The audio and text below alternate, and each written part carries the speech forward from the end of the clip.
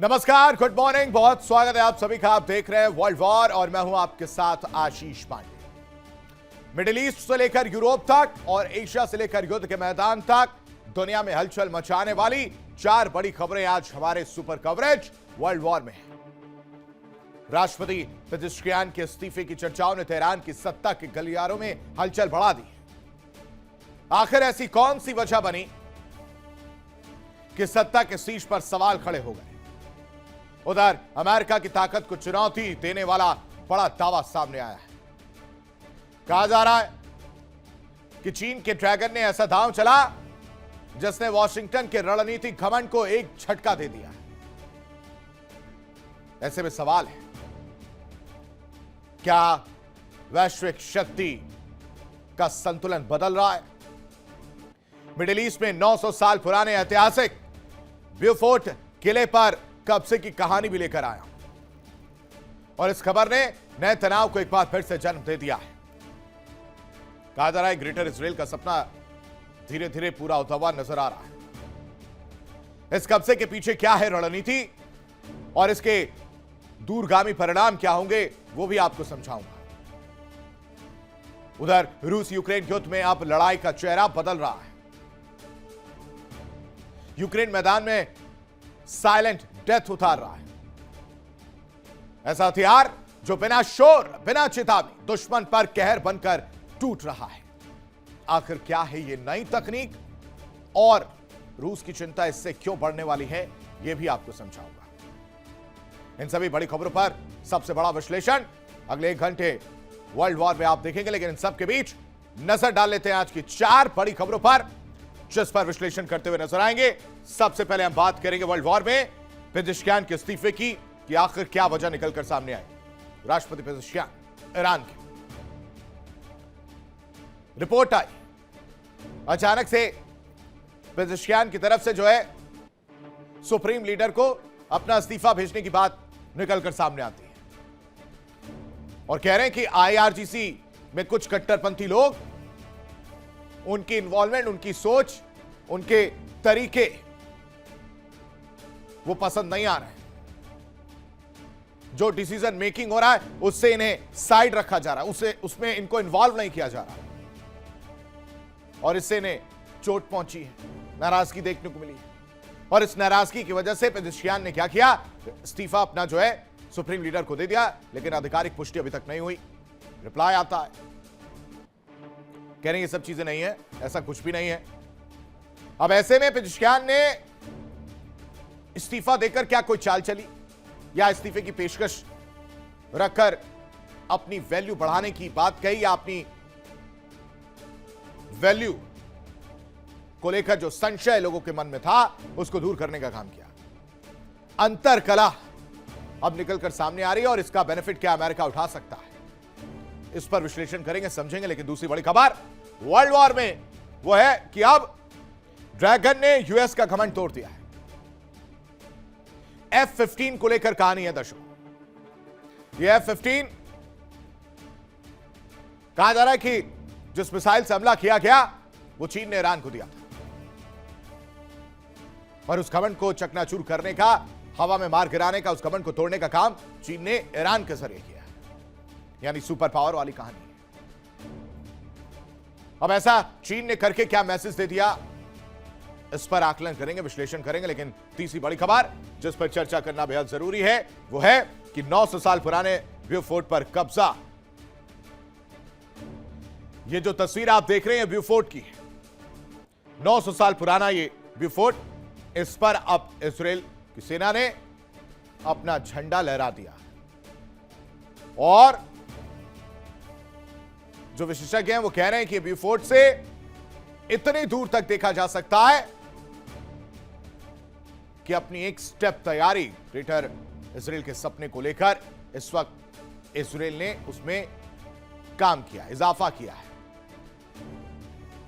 और इजराइल कह रहा है कि इसी ब्यूफोर्ट के पास सारे ठिकाने थे प्रॉक्सीज के, हिजबुल्लाह के ठिकाने थे और वो यहां से लगातार हमले कर रहे थे, जिसकी वजह से परेशानी का सामना करना पड़ा था और आखिरकार एक बड़े अचीवमेंट के तौर पर इजराइल ने इसको देखा है। 900 साल पुराने विस्फोट पर कब्जा करने की कहानी भी आपके सामने रखूंगा कि आखिर विस्फोट वाली कहानी क्या है।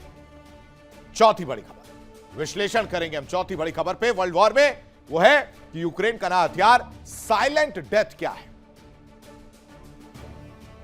साइलेंट डेथ इसको नाम दिया गया इस नए हथियार को। ये जो आप देख रहे हैं, कह रहे हैं कि इसमें एआई तकनीक का इस्तेमाल किया गया है और इसके बारे में भी दुश्मन को तब पता लगता है जब ये 10 मीटर के आसपास हो, यानी इसकी आवाज, उसकी शोर जो है सुनाई नहीं देती है। बिल्कुल भी अंदाजा नहीं लगता है कि ये कब आया और आकर अपना काम करके सब कुछ खत्म करता हुआ चला गया। ये कहानी है इसकी, यानी साइलेंट डेथ इसको नाम दिया गया है और इसका मकसद है जो टारगेट किलिंग है उसको पूरा किया जा सके। एआई तकनीक, और इस एआई तकनीक के जरिए आप समझिए कि अब आने वाले समय में एआई तकनीक के जरिए हमले किए जा सकते हैं। यह कहानी है। ये 4 बड़ी खबरें जिस पर हम चर्चा करेंगे, विश्लेषण करते हुए नजर आएंगे। साथ ही साथ इस वक्त की 4 और बड़ी खबरें आपके सामने रख देते हैं। एक बड़ा अपडेट आपके सामने सबसे पहले, उसके बाद विश्लेषण की शुरुआत करेंगे। कुवैत पर ईरान का एयर स्ट्राइक देखने को मिला है। कुवैत में अमेरिकी एयरबेस पर हमला किया गया है। अल सलेम एयरबेस पर ईरान की तरफ से हमला किया गया है और इसके बाद से कुवैत में सायरन लगातार बज रहे हैं। जो लोग हैं वो अपनी जान बचाते हुए नजर आ रहे हैं।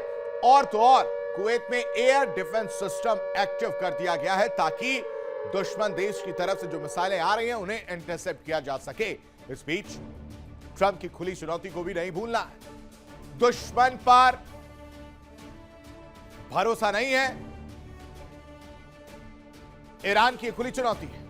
ठोस नतीजों के बिना डील नहीं है और ना ही डील होगी। और तेहरान से कभी भी यह उम्मीद ना की जाए कि दबाव में तेहरान झुकेगा और उसके बाद डील होगी। ये करारा जवाब देने का काम ईरान ने किया है। इन सब के बीच जो इस्तीफे वाली कहानी थी राष्ट्रपति पेजेश्कियान की, वो कहानी भी निकलकर सामने आई और उन्होंने सुप्रीम लीडर के पास अपना इस्तीफा देने की पेशकश की है, जिसके बाद मुस्तफा के ऑफिस ने इसे पूरी तरह से बेबुनियाद बताया। इस्तीफे की खबर को खारिज कर दिया वहां की मीडिया ने। कह रहे हैं बेबुनियाद चीजों को गंभीरता से नहीं लें, यह राष्ट्रपति ऑफिस की तरफ से कहा जा रहा है। लेकिन रूस और यूक्रेन को भी नहीं भूलना है दर्शकों। रूस पर यूक्रेन का करारा प्रहार जो है वो देखने को मिल रहा है। 1300 किलोमीटर अंदर घुसकर ड्रोन स्ट्राइक की गई। सारातोव ऑयल रिफाइनरी पर हमला किया गया, जिसमें ऑयल पंपिंग स्टेशन में इस हमले के बाद भीषण आग लग जाती है। इन सब के बीच एक और बड़ी खबर, डील को लेकर ट्रंप का जो है आक्रामक एग्रेसिव बयान सामने आया है। कह रहे कि परमाणु मुद्दा डील का अहम हिस्सा है। परमाणु मुद्दा डील का अहम हिस्सा है। ईरान परमाणु हथियार नहीं रखेगा। ये क्लियर एंड कट पिक्चर है। ये पूरी तरह से शर्त है जिसे ईरान को मानना होगा। लेकिन इन सब के बीच एक और बड़ी खबर, होर्मुज में ईरान ने मिलिट्री ऑपरेशन बढ़ा दिया है।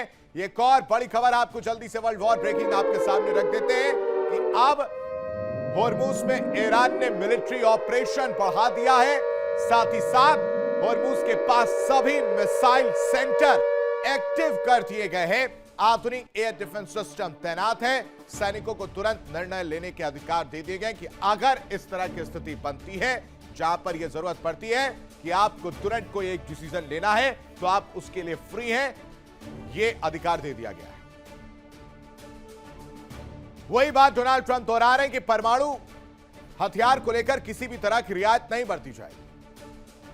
परमाणु हथियार नहीं बनाए जाएंगे, ना ही रखे जाएंगे। डील को लेकर ट्रंप बेहद आक्रामक है, एग्रेसिव नजर आ रहे हैं और इस बात पर अड़े हुए हैं। कह रहे परमाणु मुद्दा इस डील का सबसे अहम हिस्सा है। ईरान परमाणु हथियार नहीं रखेगा। दूसरी तरफ होर्मुज में मिसाइल सेंटर एक्टिव है नजर आ रहे हैं। आधुनिक एयर डिफेंस सिस्टम तैनात है। सैनिकों को तुरंत निर्णय लेने के अधिकार दे दिए गए हैं। लेकिन ऐसे में सवाल डील को लेकर है। क्या अमेरिका और ईरान के बीच बनने वाली डील एक बार फिर टूटने की कगार पर है? क्योंकि कहानी पिक्चर इसी तरह की निकलकर सामने आ रही है। क्या पश्चिम एशिया में तनाव कम होने के बजाय और बढ़ने वाला है?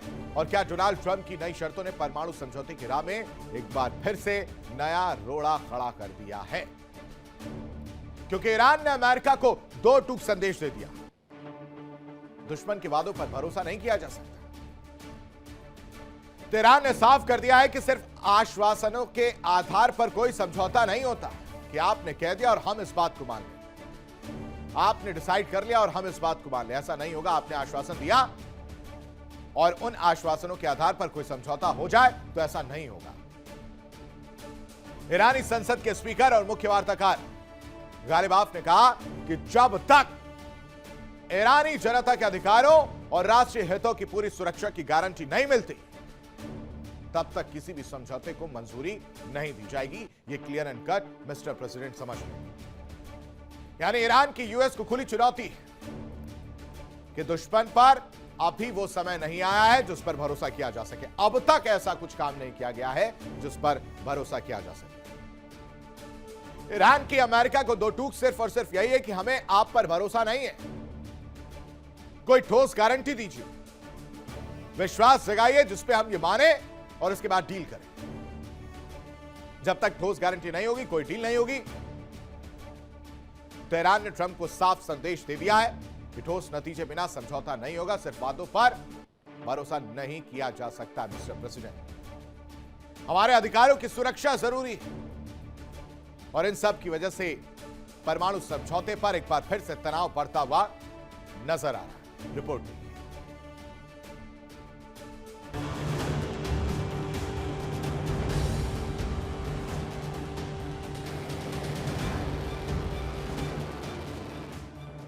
ईरान की यूएस को दो टूक,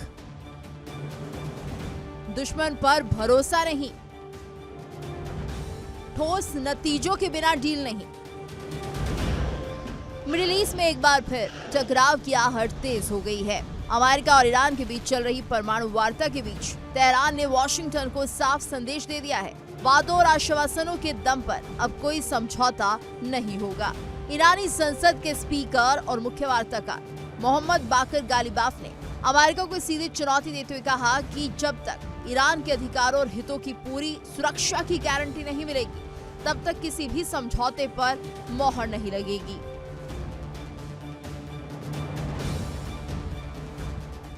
गालिबाफ ने अमेरिका को अविश्वसनीय दुश्मन बताते हुए कहा कि ईरान अब शब्दों पर नहीं, नतीजों पर भरोसा करेगा। उनका साफ कहना है कि तेहरान को अमेरिकी वादों पर कोई भरोसा नहीं है और बिना ठोस परिणाम के कोई डील स्वीकार नहीं की जाएगी।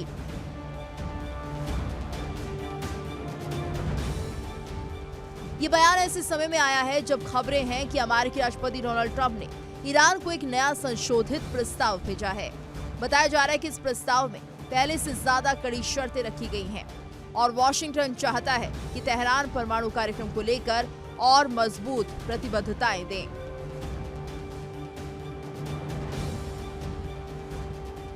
हालांकि ट्रंप दावा कर चुके हैं कि अमेरिका और ईरान एक बेहतरीन समझौते के बेहद करीब है। ट्रंप का कहना है कि ईरान उनकी सबसे बड़ी शर्त मान चुका है और परमाणु हथियार नहीं बनाने पर सहमत है, लेकिन साथ ही उन्होंने चेतावनी भी दी कि अगर बातचीत नाकाम हुई तो अमेरिका के पास दूसरे विकल्प भी मौजूद हैं।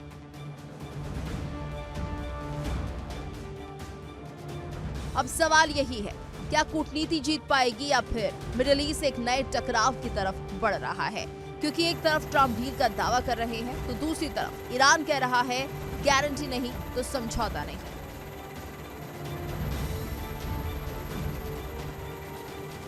ऐसे में दुनिया की नजरें वॉशिंगटन और तेहरान पर टिकी हैं, क्योंकि इस वार्ता की सफलता या विफलता सिर्फ दो देशों का मामला नहीं बल्कि पूरे मिडिल ईस्ट की सुरक्षा और वैश्विक स्थिरता से जुड़ा हुआ है।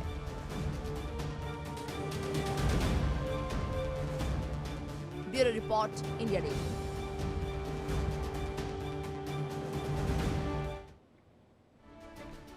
यानी शर्तों वाला खेल जो है वो देखने को मिल रहा है। इधर से एक शर्त है कि आप परमाणु हथियार, स्ट्रेट ऑफ हॉर्मुज, इन सब को लेकर नरमी बरतेंगे, और फिर उधर से वो कह रहे हैं कि नहीं, ये सब चीजें तो हो जाएंगी लेकिन परमाणु हथियार वाला जो सिस्टम है वो हमारे पास रहेगा। ऐसे में सवाल यह है कि अगर दोनों पक्ष इतने करीब हैं, दोनों पक्ष इतनी बातचीत कर रहे हैं, तो फिर भरोसे की दीवार इतनी ऊंची क्यों हो गई? क्या यह कूटनीतिक बातचीत किसी ऐतिहासिक समझौते में बदलेगी या फिर एक बार फिर से टकराव का रास्ता खुलेगा। ट्रंप की शर्तें और ईरान की जिद के आगे पूरी दुनिया परेशान नजर आ रही है। अब आप समझिए कि क्या चीजें चल रही हैं। ईरान क्या कह रहा है? ईरान के संसद स्पीकर का बयान यानी गालिबाफ का रुख जो बेहद सख्त नजर आ रहा है। नया प्रस्ताव ट्रंप की तरफ से है। गालिबाफ कह रहे हैं कि दुश्मन के वादों पर भरोसा नहीं किया जा सकता है। ये उनका सख्त रुख जो है वो देखने को मिल रहा है। और अमेरिका ने तेहरान को एक संशोधित ड्राफ्ट जो है वो भेज दिया है कि इसके अकॉर्डिंग अपनी चीजें आप सेटल करिए और फिर आगे की बातचीत देखते हैं। ईरान कह रहा है कि दुश्मन ऐसा है कि उस पर भरोसा ही नहीं किया जा सकता। कुछ ऐसा किया ही नहीं है जिस पर भरोसा किया जा सके। वहीं दूसरी तरफ अमेरिका कह रहा है कि पहले से ज्यादा कड़ी शर्तें हैं।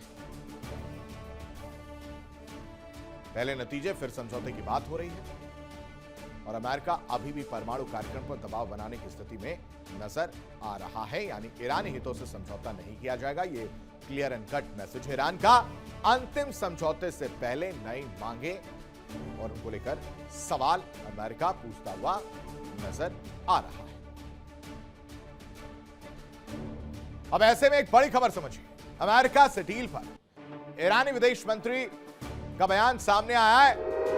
डील पर ईरानी विदेश मंत्री अमेरिका से बातचीत जारी है। ये कह रहे हैं डील से पहले अटकलें लगाई जा रही हैं।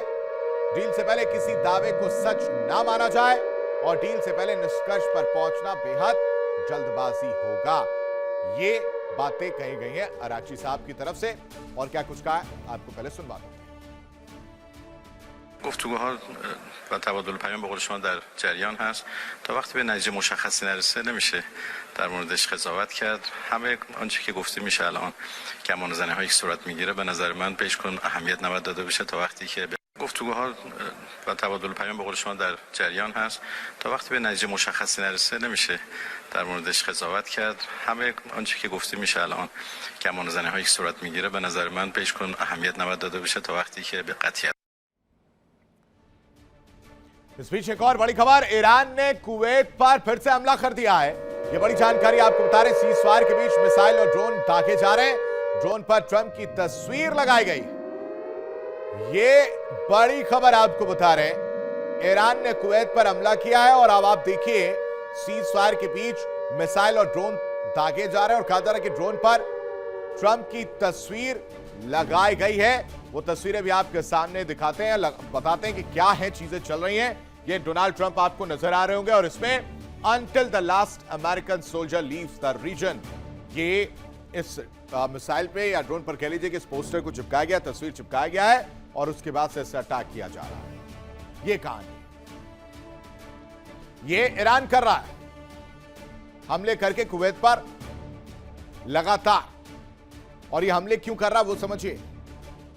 सेंटकॉम ने कहा था कि शनिवार रविवार को हमले किए गए। MQ-1 ड्रोन को ईरान ने मार गिराया था। अब उससे अमेरिका को मिर्ची लग गई। अमेरिका ने भी जवाबी कार्रवाई शुरू की और उसके बाद से शिप्स पर हमले किए गए। और फिर ईरान ने भी कहा कि भाई साहब हम भी हैं इसमें, और उन्होंने भी अपना कार्यक्रम शुरू कर दिया जिसमें कुवैत में हमला किया गया है। अब इन सब के बीच एक और बड़ी खबर आपको जल्दी से बताते हैं। इस बीच वर्ल्ड वॉर ब्रेकिंग सामने आपके रख देते हैं कि अब तस्वीरें क्या निकल रही हैं वो देखिए। और इन सब के बीच लेबनान में इजराइल का लेबनान के ब्यूफोर्ट पर कब्जा की कहानी निकलकर सामने आ रही। 900 साल पुराने किले पर इजराइल का कब्जा जो है वो देखने को मिला है। दक्षिणी लेबनान के ब्यूफोर्ट किले पर इजरायली झंडा जो है एक बार फिर से लहराता हुआ नजर आया 900 साल बाद। ब्यूफोर्ट वो जगह जहां से प्रॉक्सी यानी हिजबुल्लाह और हिजबुल्लाह के ठिकाने होने का दावा कर रहे थे कि उनके लड़ाके वहां पर रहते हैं और वहां से सब कुछ बड़ी आसानी से दिखता है, यानी बहुत दूर तक दिखता है, जिससे आए दिन हमले हो रहे थे। और आखिरकार अपने ग्रेटर इजराइल के सपने को पूरा करने के लिए एक स्टेप आगे बढ़ा है इजराइल। दक्षिण लेबनान के ब्यूफोर्ट की तस्वीर आप देखें जहां पर 900 साल पुराने किले पर कब्जा कर लिया गया। इजरायली झंडा लहरा रहा है और इस झंडे को देखकर यकीन मानिए हिजबुल्लाह को बड़ा झटका लगा है। हिजबुल्लाह नाराज नजर आ रहा है। इजरायली सेना ने दावा किया है कि उसने दक्षिण लेबनान में 900 साल पुराने स्थित ऐतिहासिक व्यू फोर्ट किले और उससे जुड़ी रणनीतिक पहाड़ी पर कब्जा कर लिया है, यानी अपना दावा पेश कर दिया है। सेना का कहना है कि इलाका ईरान समर्थित हिजबुल्लाह का महत्वपूर्ण ठिकाना था और यहां से इजराइल पर कई हमले किए जाते थे। यह कार्रवाई ऐसे समय हुई है दर्शकों जब अप्रैल में इजराइल और हिजबुल्लाह के बीच युद्ध विराम लागू है। हालांकि युद्ध विराम के 6 हफ्ते से ज्यादा समय बाद भी दोनों पक्षों के बीच तनाव चरम पर है, तनाव बना हुआ है, हमले देखने को मिल रहा है। यह कहानी है। लेकिन इन सब के बीच एक बड़ी खबर, लेबनान में इजराइल के ताबड़तोड़ हमले जारी हैं। एयर स्ट्राइक में 8 लोगों की मौत की खबर सामने आ रही है। इजराइल के एयर स्ट्राइक में 8 लोगों की मौत की खबर और इसमें लेबनान में मारे गए लोगों में 3 महिलाएं भी शामिल हैं। 5 बच्चे और 6 महिलाएं समेत 19 लोग घायल बताए जा रहे हैं। यानी लेबनान में इजराइल की तरफ से कहर बरसाया जा रहा है, कहर बरपा हुआ है, ताबड़तोड़ हमले देखने को मिल रहे हैं। 8 लोगों की मौत एयर स्ट्राइक से हुई है, 3 महिलाएं और 5 बच्चे शामिल हैं और 19 लोग इस पूरे हमले में घायल हुए हैं। तस्वीरें हैं। लेकिन इन सब के बीच एक और बड़ी खबर, इजरायली आयरन डोम पर हिजबुल्लाह का हमला भी देखने को मिला है। आयरन डोम पर हिजबुल्लाह ने हमला किया।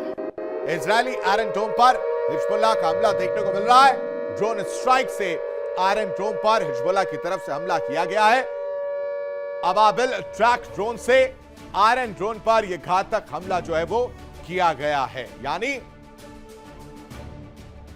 आयरन ड्रोन वो हिजबुल्लाह के निशाने पर है, ड्रोन स्ट्राइक किया जा रहा है। दूसरी तरफ इजराइल भी कहर बरपाता हुआ नजर आ रहा है, खासकर लेबनान में, जिसमें 8 लोगों की मौत हुई है। यह कहानी निकलकर अब तक सामने आई है। बाहर पलटवार चल रहा है, ना हिजबुल्लाह चुप बैठने को तैयार है ना इजराइल। इजराइल तो यही चाहता है और इसी वजह से हमले देखने को मिल रहे हैं। और उसके बाद से हिजबुल्लाह भी जवाब दे रहा है। आयरन डोम पर हमला किया गया जिसमें 8 लोगों की मौत की खबर सामने आई है, अगर जो इजराइल ने हमला किया है। ये सब कुछ इस वक्त बड़े स्तर पर देखने को मिल रहा है। यानी मिडिल ईस्ट के आसमान से आई एक खबर ने वॉशिंगटन से लेकर बीजिंग तक हलचल मचा दी है। अमेरिका का ताकतवर F-15 स्ट्राइक ईगल, वो लड़ाकू विमान जिसे दुनिया के सबसे घातक फाइटर जेट्स में गिना जाता है, सवाल उठने लगे हैं उसको लेकर। क्या उसे ईरान में चीन की मिसाइल से मार गिरा? क्या चीन ने अमेरिका के घमंड को तोड़ने का काम किया है? दर्शकों, सवाल इसलिए उठ रहे हैं क्योंकि एक रिपोर्ट में सनसनीखेज दावा है। उसमें दावा किया गया है कि ईरान में क्रैश हुआ अमेरिकी F-15 किसी तकनीकी खराबी का नहीं बल्कि चीन में बनी मिसाइल का शिकार हुआ है और इसको लेकर डोनाल्ड ट्रंप ने कुछ दिन पहले यह बात कही थी। तो ऐसे में अगर यह दावा सही साबित होता है तो सवाल सिर्फ एक विमान के गिरने का नहीं होगा दर्शकों, बल्कि सवाल होगा कि क्या ड्रैगन पर्दे के पीछे रहकर सुपर पावर के खिलाफ यानी अमेरिका के खिलाफ ईरान की ताकत बढ़ा रहा है? क्योंकि F-15 को लेकर सवाल उठ रहे हैं। चीनी मिसाइल ने मार गिराई ये कहा गया है। यह सवाल है। अब चीन का ईरान कनेक्शन पर दावा क्या कह रहा है वो समझिए। अमेरिकी F-15 को लेकर कहानी सामने आई थी जहां पर कहा गया कि अमेरिकी F-15 जो है वो मार गिरा गया, जिसको लेकर डोनाल्ड ट्रंप ने कहा कि तकनीकी खराबी थी। फिर कहानी निकलकर सामने आई कि मिसाइल अटैक किया गया था। डोनाल्ड ट्रंप ने भी इसका जिक्र किया है और उसके बाद से नई रिपोर्ट और नई रिपोर्ट से हलचल। उस नई रिपोर्ट में कहा गया कि चीनी मिसाइल से निशाना बनाना का दावा पेश है, मतलब निशाना जो लगाया गया वो चीनी मिसाइल था। ईरान को रडार और एयर डिफेंस सपोर्ट का भी दावा है। स्टेल्थ विमान ट्रैकिंग क्षमता बढ़ाने की आशंका है और इसको लेकर जांच जारी है। हालांकि अभी तक कोई भी आधिकारिक पुष्टि नहीं हुई है। जांच पूरी होने तक ये पूरा सस्पेंस, ये रहस्य बरकरार है दर्शकों। ऐसे में मैं आपके विवेक पर छोड़ता हूं, क्या वाकई ईरान को चीन से सैन्य समर्थन मिल रहा है? रिपोर्ट्स क्या कह रही है? क्या ड्रैगन के हथियारों से अमेरिका की चुनौती बढ़ती हुई नजर आ रही है? अमेरिका को टेंशन लेने की जरूरत है? और क्या इससे अमेरिका चीन तनाव अभी घूम कर आए और घूमने के बाद तनाव देखने को मिलेगा या तनाव और ज्यादा बढ़ेगा? क्या कहते हैं रिपोर्ट्स, देखिए।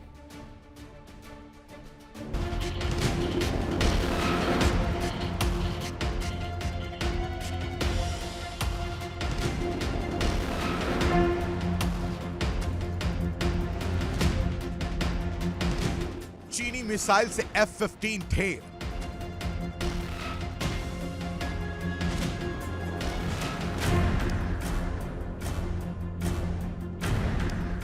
ड्रैगन वार से टूटा यूएस का घमंड।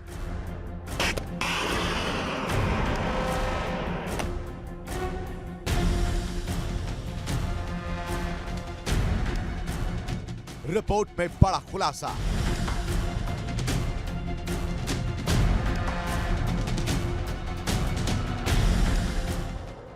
रेगिस्तान के ऊपर उड़ता अमेरिका का घातक F-15 मिशन पर निकला था, लेकिन कुछ ही पलों में आसमान से आग का गोला बनकर जमीन पर आ गिरा।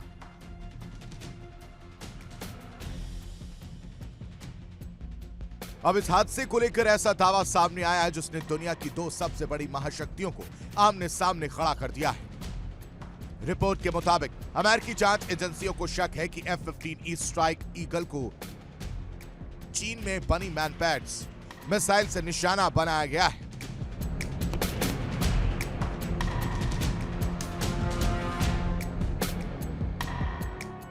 मैनपैड्स यानी ऐसा पोर्टेबल हथियार जिसे एक सैनिक अपने कंधे पर रखकर चला सकता है, छोटा लेकिन बेहद घातक।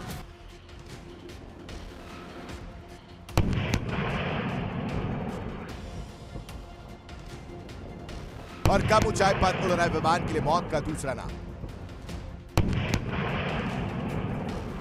युद्ध के दौरान खुद राष्ट्रपति डोनाल्ड ट्रंप ने संकेत दिया था कि विमान को कंधे से दागी गई मिसाइल से निशाना बना। लेकिन कहानी सिर्फ मिसाइल तक सीमित नहीं है। रिपोर्ट में दावा है कि चीन ने ईरान को ऐसे रडार सिस्टम और एयर डिफेंस तकनीक भी उपलब्ध कराई हो सकती है जिनकी मदद से अमेरिकी विमानों की गतिविधियों पर दूर से नजर रखी जा सकती है। यानी पहले अमेरिकी जेट की लोकेशन ट्रैक हुई, फिर उसे निशाना बनाया। हालांकि इन दावों की अभी तक कोई आधिकारिक पुष्टि नहीं हुई है और जांच जारी है। विमान गिरने के बाद अमेरिकी सेना ने 36 घंटे तक सर्च ऑपरेशन चलाया। दोनों क्रू मेंबर पैराशूट के जरिए बाहर निकलने में सफल रहे। एक को कुछ घंटों में बचा लिया गया, जबकि दूसरे अधिकारी को जाग्रोस पर्वतों से लगभग 2 दिन बाद सुरक्षित निकाला गया। अब सबसे बड़ा सवाल यही है, क्या ड्रैगन ने ईरान को ऐसे हथियार दिया जिसने अमेरिका के सबसे भरोसेमंद लड़ाकू विमान को आसमान से नीचे ला दिया? और अगर जांच में चीन का नाम सामने आता है तो क्या अमेरिका चीन टकराव का नया मोर्चा खुल जाएगा? ड्रैगन की मिसाइल, ईरान का मैदान और अमेरिका का गिरता फाइटर जेट, क्या यह सिर्फ एक सैन्य हादसा था या फिर पर्दे के पीछे चल रही महाशक्तियों की खतरनाक जंग का नया अध्याय?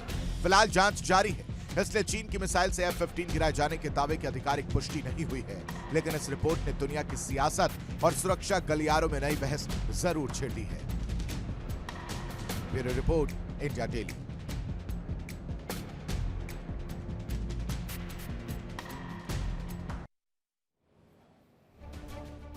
अब आप सोच रहे होंगे कि आखिर ईरान की ताकत के पीछे चीन है या नहीं। आपके इस सवाल का जवाब मैं दे देता हूं और बताता हूं कैसे ये पूरी कहानी, ये पटकथा लिखी गई है और मैनपैड्स के जरिए F-15 को मार गिराने का जो दावा किया जा रहा है वो क्या है।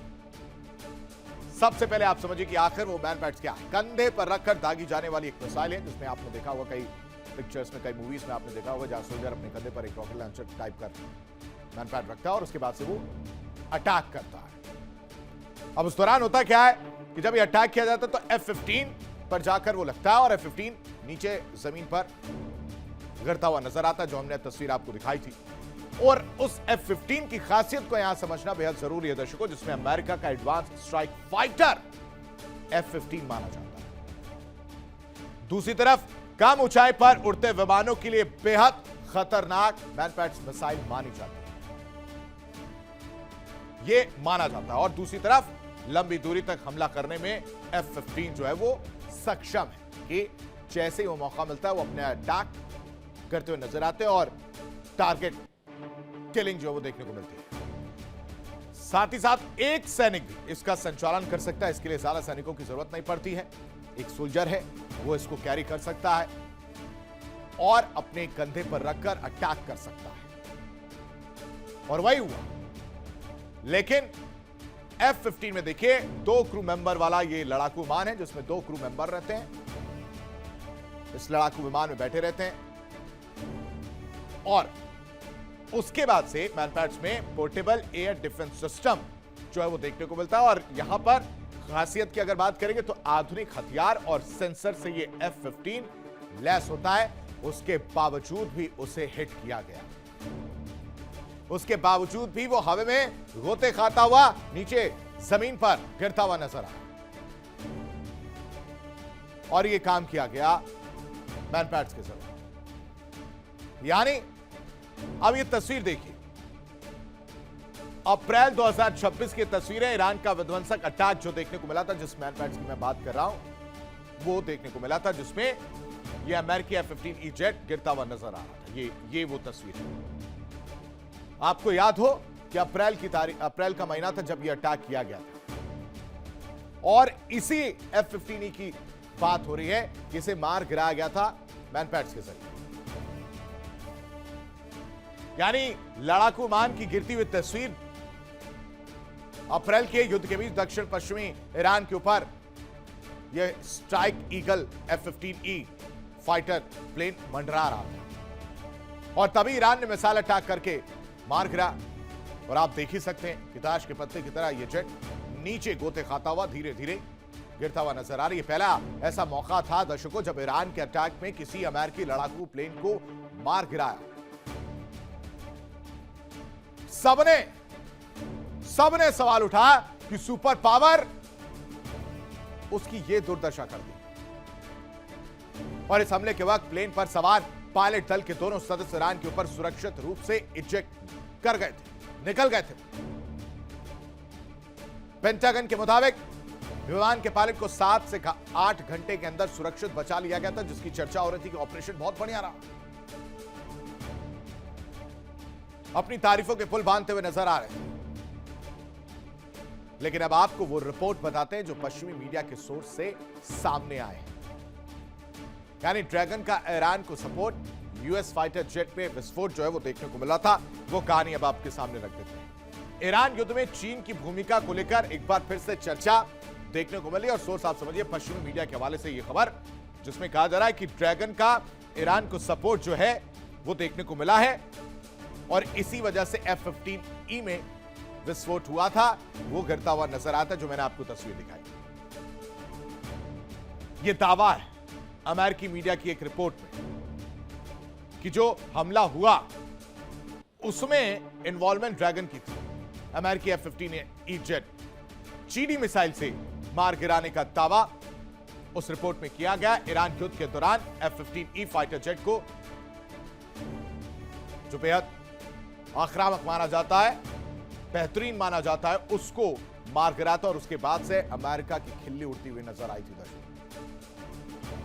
F-15E पर चीन में बनी शोल्डर लॉन्चर मिसाइल से यह हमला हुआ था, जिसे बैटमैन हम कह रहे हैं। साफ नहीं है कि चीनी मिसाइलें ईरान को हाल में दी गई थी या पुराने स्टॉक का हिस्सा थी, यानी जो मदद युद्ध के दौरान दी गई थी या उससे पहले ही चीन और ईरान की दोस्ती सबको पता है, उससे पहले ये मदद की गई थी या हथियार या ये मिसाइल पहुंचाए गए थे, पहले का स्टॉक था चीन की तरफ से जो ईरान को दी गई हो। ये इसको लेकर कोई क्लियरिटी नहीं, लेकिन अमेरिकी मीडिया की एक रिपोर्ट में यह पूरा दावा किया गया। F-15E पर चीन में बनी शोल्डर लॉन्चर मिसाइल से अटैक हुआ था। अब समझिए कि बैकडोर ईरान का सपोर्ट और ड्रैगन का प्लान जो है क्या था। मिडिल ईस्ट जंग में ईरान की मदद से इनकार करते हुए चीन ने क्या कहा है, यह भी आपके सामने रखते हैं, यह भी आपको बताते हैं कि अब बैकडोर की कहानी क्या है।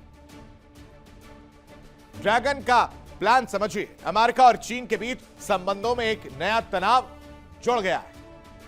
ये भाई साहब और वो भाई साहब की मुलाकात हुई थी, वो तस्वीरें हमने आपको दिखाई थी। ईरान को वॉर सपोर्ट देने के दावे को चीन ने पूरी तरह से खारिज कर दिया है। कह रहा है कि हमारा कोई इन्वॉल्वमेंट नहीं है, ये आपकी अपनी उपज है, आप समझिए। आप अगर सोच रहे हैं तो आपकी परेशानी, हमारा कुछ भी लेना देना नहीं है। चीनी दूतावास ने अमेरिकी मीडिया के दावे को पूरी तरह से बेबुनियाद बताया कि इसमें कोई दम नहीं। ये कह रहे हैं कि हमारी इन्वॉल्वमेंट है, लेकिन ऐसा कुछ नहीं है। चीन हमेशा अंतर्राष्ट्रीय नियमों के तहत काम करता है, और तो और चीन सैन्य निर्यात को लेकर भी नियमों के तहत काम करता है। और यही नहीं, अमेरिका और चीन के बीच संबंधों में इसी के साथ एक नया तनाव जुड़ गया कि आप क्यों मदद कर रहे हैं। यही तो अमेरिका कह रहा है कि आप मदद कर क्यों रहे हैं, लेकिन चीन कह रहा है कि ऐसा कुछ नहीं, ये आप सोच रहे हैं। सोचने का पैसा नहीं लगता, आप सोचते रहिए, मैं तो आपको कह रहा हूं कि हमारा कोई इन्वॉल्वमेंट नहीं है। लेकिन इन सब के बीच हमें दर्शकों नहीं भूलना चाहिए रूस और यूक्रेन की भूमिका। रूस यूक्रेन युद्ध में एक बार फिर से बड़ा धमाका हुआ है। यूक्रेन ने रूस के दिल पर ऐसा वार किया है जिसने क्रेमलिन की सुरक्षा व्यवस्था पर गंभीर सवाल खड़े कर दिए। दावा कि यूक्रेनी ड्रोन रूस की सीमा से करीब 1300 किलोमीटर अंदर तक चले गए, रूस की सीमा में, और वहां मौजूद तेल इंफ्रास्ट्रक्चर को आग के हवाले कर दिया। Refinery, oil pipeline, pumping station और तेल भंडारण केंद्रों पर हुए इन हमलों ने रूस की ऊर्जा सप्लाई चेन को झटका दिया है। दिल की धड़कन तेज हो गई है, और ऐसे में सवाल यह है कि क्या अब यूक्रेन रूस की युद्ध मशीन को ईंधन देने वाली नसों को काटने की रणनीति पर काम कर रहा है। रूस के तेल साम्राज्य पर वार जो है वो क्यों देखने को मिल रहा है, वो समझिए। यूक्रेन का करारा प्रहार धीरे धीरे दर्द देता हुआ नजर आ रहा है, क्योंकि सीधे सीधे रूस की अर्थव्यवस्था पर यह हमला है। 1300 किलोमीटर अंदर ड्रोन स्ट्राइक करना रूस को चुनौती पेश करने जैसा है। सारातोव ऑयल रिफाइनरी पर आग लगी, तेल पाइपलाइन पर हमला किया गया, ऑयल पंपिंग स्टेशन पर हमला किया गया, आग लग गई। रूस की ऊर्जा सप्लाई पर वार किया गया, बेलगोरोद में ड्रोन अटैक किया गया, रूस के तेल नेटवर्क में हमला किया गया जिससे हड़कंप मचा, ड्रोन से तेल भंडार पर निशाना साधा गया, और यह बात चुभने वाली है, और चुभेगी जरूर। अगर आपको याद हो कि ड्रोन अटैक दोनों ही तरफ से किए गए थे। यह यूक्रेन का डीप स्ट्राइक ऑपरेशन है दर्शकों, और यह दर्द देने वाला है। कैसे, इस रिपोर्ट में समझिए।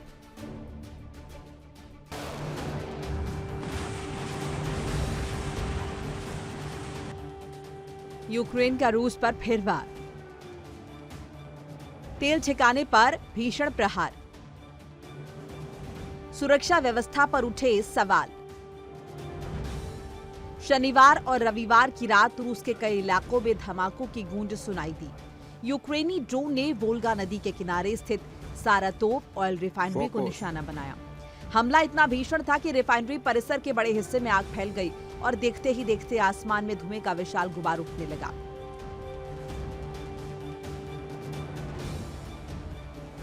लेकिन ये सिर्फ शुरुआत थी। यूक्रेनी ड्रोन ने किरोव क्षेत्र के लाजारेवो ऑयल पंपिंग स्टेशन पर हमला किया। ये ठिकाना यूक्रेन की सीमा से करीब 1300 किलोमीटर दूर बताया जा रहा है। इतनी दूरी तक ड्रोन पहुंचने का मतलब साफ है कि कीव अब रूस के अंदर गहराई तक प्रहार करने की क्षमता हासिल कर चुका है।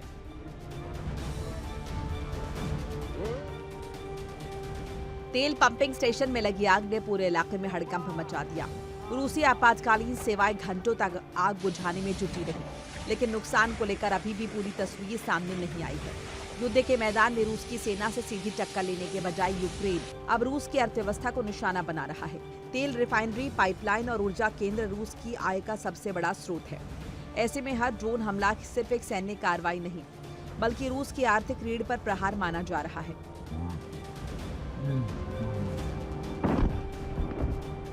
उधर रूस के बेलगोरोद क्षेत्र में भी यूक्रेनी ड्रोन हमलों की खबर सामने आई। स्थानीय अधिकारियों के मुताबिक हमले में कम से कम 3 लोग जख्मी हुए हैं।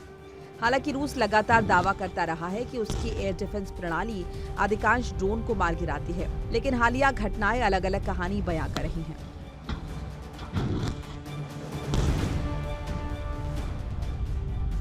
यूक्रेन के राष्ट्रपति जेलेंस्की ने इन हमलों को रूस के खिलाफ रणनीतिक जवाबी कार्रवाई बताया है। जेलेंस्की का कहना है कि यूक्रेनी सेना अब रूस के अंदर सैकड़ों किलोमीटर दूर स्थित महत्वपूर्ण ठिकानों को निशाना बनाने में सक्षम है।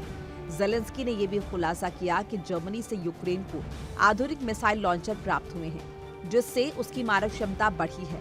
हालांकि उन्होंने चेतावनी दी कि यूक्रेन अभी भी एयर डिफेंस मिसाइल्स की भारी कमी से जूझ रहा है और इसी कमजोरी का फायदा उठाकर रूस लगातार मिसाइल और ड्रोन हमले कर रहा है।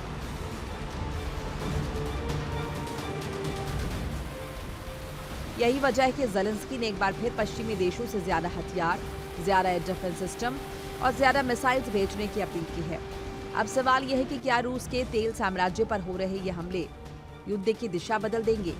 क्या यूक्रेन रूस की सैन्य मशीन को चलाने वाले ईंधन के स्रोत को खत्म करने की रणनीति पर काम कर रहा है? और सबसे बड़ा सवाल, जब यूक्रेनी ड्रोन 1300 किलोमीटर अंदर तक पहुंच सकते हैं, तो क्या रूस का कोई भी रणनीतिक ठिकाना पूरी तरह से सुरक्षित है?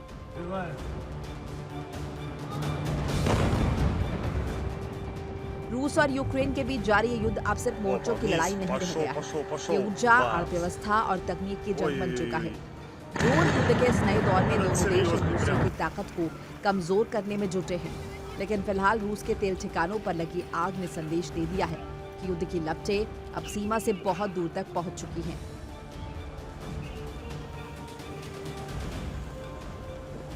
Bureau report, India daily.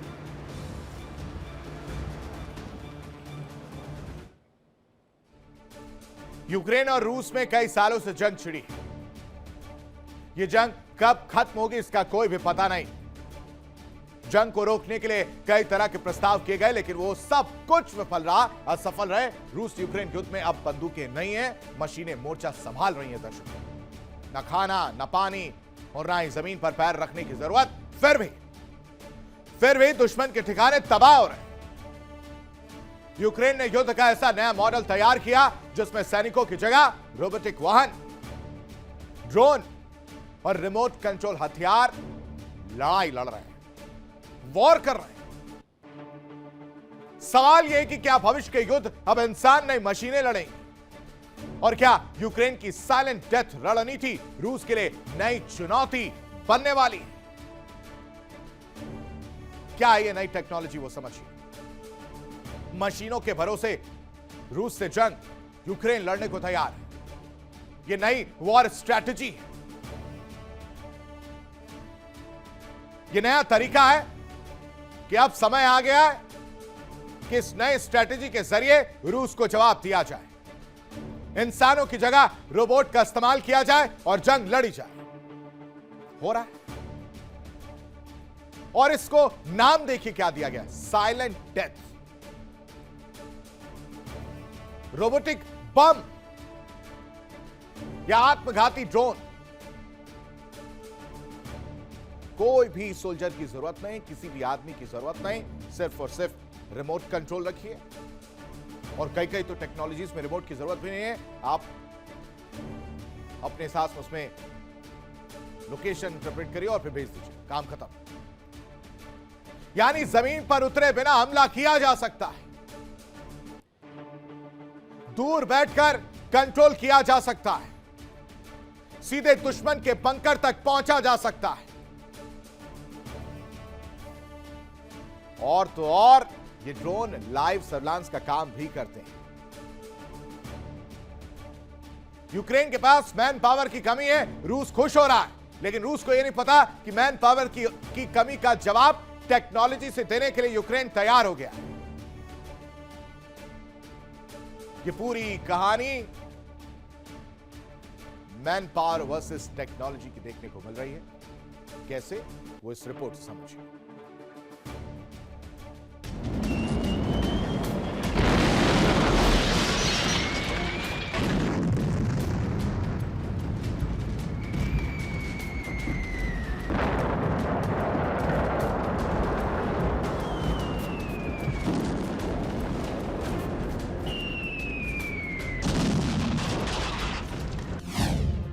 ना खाना, ना पानी, ना जमीन पर पैर, फिर भी जंग लड़ रहा यूक्रेन। क्या है साइलेंट डेथ? रूस के खिलाफ यूक्रेन की जंग अब सिर्फ बारूद और बंदूकों की नहीं रही। अब युद्ध के मैदान में उतर चुकी है ऐसे आत्मघाती ड्रोन और रिमोट कंट्रोल हथियार रूस के ठिकानों पर कहर बनकर टूट रहे हैं।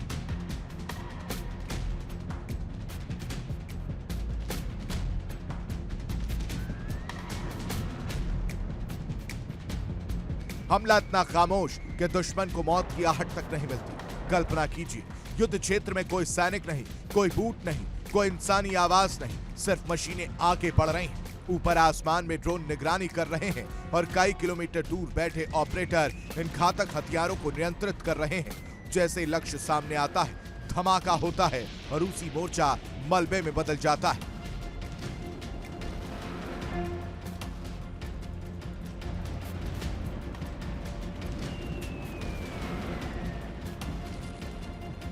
CNN की रिपोर्ट के मुताबिक एक ही ऑपरेशन में कई विस्फोटक रोबोट रूसी बंकरों और ठिकानों पर एक साथ हमला कर सकते हैं। खास बात यह कि इस पूरे मिशन के दौरान एक भी यूक्रेनी सैनिक को जमीन पर कदम रखने की जरूरत नहीं पड़ती।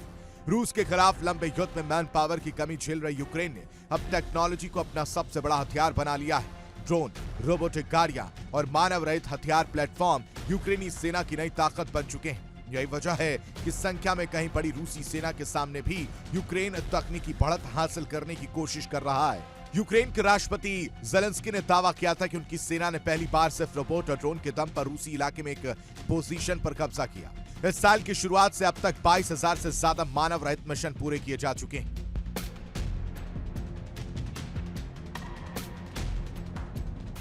सबसे दिलचस्प बात यह कि रूसी सैनिकों ने इन घातक रोबोटिक बम वाहनों को एक डरावना नाम दिया है, साइलेंट डेथ, यानी खामोश मौत। कहा जाता है कि मशीनें इतनी धीरे और चुपचाप आगे बढ़ती हैं कि रूसी सैनिकों को उनकी आवाज तब सुनाई देती है जब वो महज 10 मीटर की दूरी पर पहुंच चुकी होती है। तब तक बहुत देर हो जाती है क्योंकि सैनिक पहले ब्लास्ट जोन में फंस चुके होते हैं। युद्ध के मैदान में अब बंदूकें थामे सैनिकों की जगह एल्गोरिथम, सेंसर और कृत्रिम बुद्धिमत्ता ले रही हैं। सवाल यही है, क्या यूक्रेन की साइलेंट डेथ रूस की सैन्य ताकत पर भारी पड़ेगी? और क्या दुनिया एक ऐसे भविष्य की तरफ बढ़ रही है जहां जंग इंसान नहीं मशीनें लड़ेंगी? Bureau report, India TV.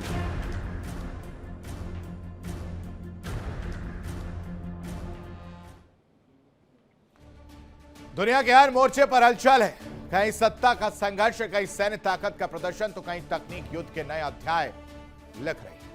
आज के लिए वर्ल्ड वॉर में बस इतना ही। तमाम बड़ी खबरों के लिए आप बने रहिए इंडिया डेली के साथ। इंडिया डेली अब आपके स्मार्ट टीवी पर भी मौजूद है।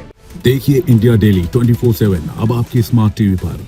इंडिया डेली मौजूद है सभी डिजिटल प्लेटफॉर्म पर लाइव और लगातार। इंडिया डेली 24/7 हर दिन राष्ट्र को समर्पित।